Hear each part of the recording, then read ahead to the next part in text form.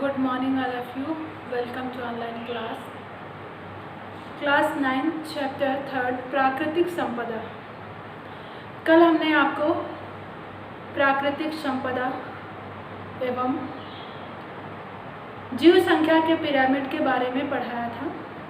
आज हम जीव मंडल के बारे में पढ़ाएंगे। जीव मंडल क्या है? मंडल का वह भाग जहाँ जीवन पाया जाता है वो जीव मंडल कहलाता है। इसमें समुद्र की सतह से लगभग 6 किलोमीटर की ऊंचाई तथा 8 किलोमीटर की समुद्र की गहराई तक पौधे एवं जंतु पाए जाते हैं। ये सब जीव मंडल के अंतर्गत आते हैं। इसमें जल, स्थल, वायु इन सभी में जीवधारी पाए जाते हैं और अपना जीवन यापन करते हैं। जीव मंडल एक ऐसी इकाई है जिसमें तीनों मंडल पाए जाते हैं, जल मंडल, स्थल मंडल और वायुमंडल। इसमें तीनों मंडल पाए जाते हैं। इनमें रहने वाले जीव सम्मिलित होते हैं। मनुष्य भी जीव मंडल का एक अंश है और वह अपनी प्रतिदिन की जरूरतों के लिए इन जीव मंडलों से प्राप्त करता है। जैसे जल मंडल। जल मंडल ऐसा मंडल जहां पृथ्वी का 75% भाग अथवा 3/4 भाग जल से ढका हुआ होता है। ये भाग जल मंडल कहलाता है।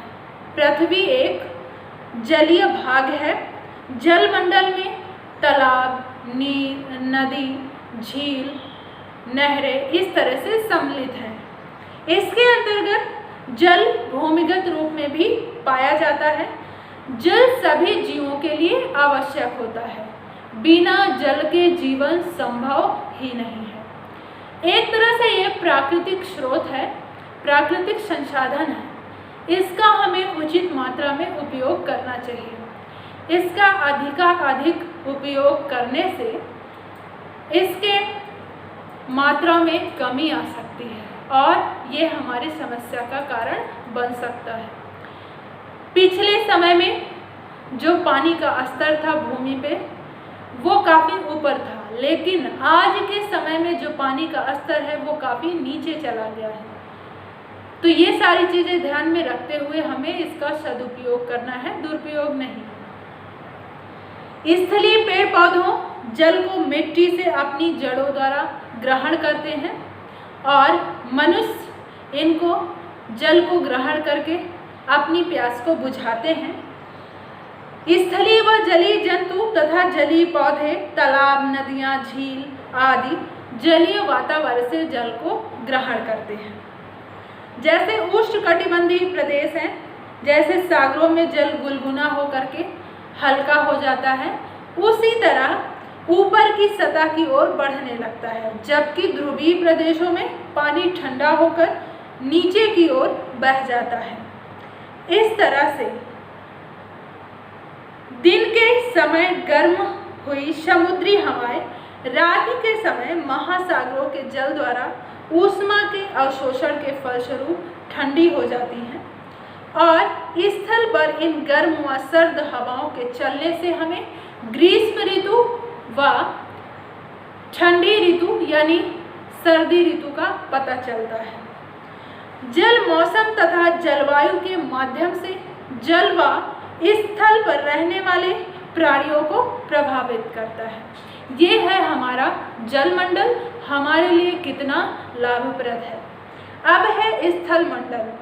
स्थल मंडल में कई सारे जीव, समस्त प्रकार के जीव, खनिज वगैरह सब पाए जाते हैं। पृथ्वी पर स्थलीय जीव जंतु, मनुष्य आदि रहते हैं और एक साथ जीवन यापन करते हैं। इसमें कुछ भाग स्थलीय तथा कुछ भाग रेतीला होता है और पौधों को उगने के लिए मृदा का थोड़ा रेतीला होना भी आवश्यक है। वे मृदा से जल व लवण अवशोषित करते हैं और इस तरह से कुछ जंतु तो भूमि के अंदर बिल में रहते हैं और कुछ जंतु भूमि के बाहर रहते हैं। इस तरह से जंतु अपना जीवन यापन करते हैं। इस स्थल मंडल में आधे से अधिक भाग में वन, पेड़ पौधे इस तरह से लगे हुए हैं और आधे से कम भाग में मनुष्य अपना जीवन यापन करते हैं। लेकिन आज के समय में मनुष्य यानी जनसंख्या बढ़ती जा रही है और वनों की संख्या में कमी आती जा रही है, जिससे ये प्रदूषण का कारण भी बनता जा रहा है और ऑक्सीजन और कार्बन डाइऑक्साइड के बीच संतुलन भी इसका बिगड़ता जा रहा है। इसलिए हमें ये ध्यान में रखना होगा और वातावरण के मानव तथा वातावरण के बीच समन्वय को स्थापित करना होगा। वायुमंडल पृथ्वी के चारों ओर स्थित वायु के आवरण को वायुमंडल कहते हैं। हमारे वायुमंडल में अनेक गैसें मौजूद हैं। हमारे लिए जो लाभप्रद गैस है वो ऑक्सीजन है और पौधों के लिए कार्बन डाइऑक्साइड है। हम कार्बन डाइऑक्साइड और ऑक्सीजन पौधों और मनुष्यों के बीच आदान प्रदान की प्रक्रिया है और पौधे और वातावरण मनुष्यों के बीच में ये चक्र चलता रहता है और इस चक्र को बनाए रखें। यह समुद्र तल के ऊपर लगभग 320 किलोमीटर तक फैला है और ये पृथ्वी को एक कंबल की तरह ढका हुआ है। समुद्र तल से लगभग 160 किलोमीटर तक का भाग वायु एवं मौसम से प्रभावित होता है और ये समुद्र की सतह से केवल 6 किलोमीटर की ऊंचाई तक वायु में अनेक प्रकार के जीव मिलते हैं। वायु ऊष्मा का कुचालक भी कहलाता है और रात को वायु की ऊष्मा अंतरिक्ष में जाने की दर को कम करता है, जिससे जलवायु नियंत्रित होती है। और इसमें कई सारी गैसें हैं, नाइट्रोजन, कार्बन डाइऑक्साइड, जल वाष्प आदि इस तरह की गैसें पाई जाती हैं। ये सभी घटक जीवों के लिए जीवनदायिनी होती हैं। जीवमंडल के घटक।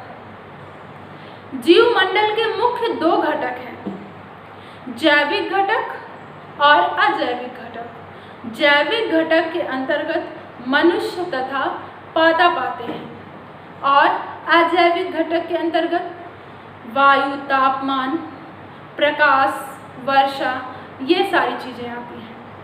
तो जैविक घटक सभी प्रकार के जीवित पादप, जंतुओं, सूक्ष्म जीवों को कहते हैं। इसके अनुसार इन पादप, जंतुओं और सूक्ष्म जीवों को 3 वर्गों में बांटा गया है: उत्पादक, उपभोक्ता, अपघटक। उत्पादक किसे कहते हैं? हरे पेड़ पौधों को, जो प्रकाश, कार्बन डाइऑक्साइड, क्लोरोफिल और जल की सहायता से अपना भोजन का निर्माण करते हैं, ये उत्पादक कहलाते हैं। उपभोक्ता, ये हरे पेड़ पौधों पर प्रत्यक्ष या अप्रत्यक्ष रूप से निर्भर होते हैं, ये अपना भोजन स्वयं नहीं बना सकते हैं। उपभोक्ता को 3 भागों में बांटा गया है: शाकाहारी, मांसाहारी और सर्वाहारी। शाकाहारी जीव वे होते हैं जो पेड़ पौधों से अपना भोजन प्राप्त करते हैं, जैसे गाय, बकरी। मांसाहारी जंतु ऐसे जीव जो दूसरे जंतुओं को मार करके खाते हैं, वे मांसाहारी जीव कहलाते हैं, जैसे शेर, चीता। सर्वाहारी जंतु ऐसे जीव जो सभी तरह से भोजन प्राप्त करते हैं, जंतुओं से भी, पादप से भी, वो सर्वाहारी के अंतर्गत आते हैं। अपघटक इसके अंतर्गत मृत अकार्बनिक पदार्थों को सरल कार्बनिक पदार्थों में बदल देते हैं और इस तरह से अपना पोषण प्राप्त करते हैं। ये अपघटक के अंतर्गत आते हैं, जैसे कवक, जीवाणु, प्रोटोजोआ आदि। अजैविक घटक। जीवमंडल के अजैविक घटकों को 2 भागों में बांटा गया है: भौतिक घटक और रासायनिक घटक। भौतिक घटक में जलवायु संबंधी, जैसे सूर्य का प्रकाश, ताप, दाब, मृदा, वर्षा, जल तरंगे, आर्द्रता, ये सब भौतिक घटक हैं। इसके लिए ये कारक जैविक घटकों के आवास, प्रकृति, जीवन शैली, व्यवहार में परिवर्तन ला देते हैं और ये जीवों के लिए प्रभाव में सफलतापूर्वक जीवन जीते हैं और वे जीवित रह पाते हैं।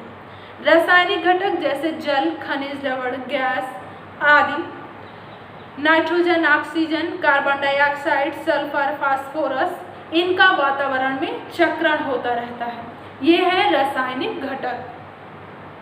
जीवों की मृत्यु से कार्बनिक पदार्थ, प्रोटीन, वसा, carbohydrate, nucleic acid, DNA, RNA वातावरण में पाए जाते हैं। इनके अपघटन से ही अकार्बनिक पदार्थ प्राप्त होते हैं। ये हैं जैविक घटक और अजैविक घटक। जीवमंडल की सीमाएं।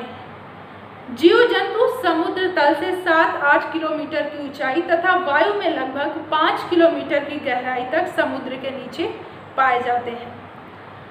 पृथ्वी पर जीवों को पोषण देने वाला 12-13 किलोमीटर का क्षेत्र जीवमंडल का निर्माण करता है। जीवमंडल के प्रमुख कार्य क्या हैं?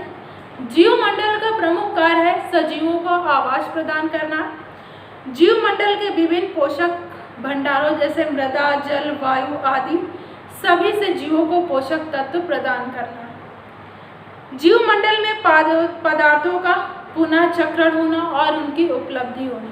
इस तरह से जीवमंडल सभी जीव जंतुओं के लिए लाभदायक होता है। अब नेक्स्ट हेडिंग है जैविक समुदाय।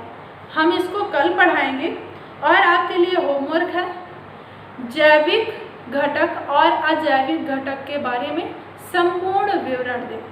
आज का टॉपिक सिर्फ यहीं तक। Thank you class.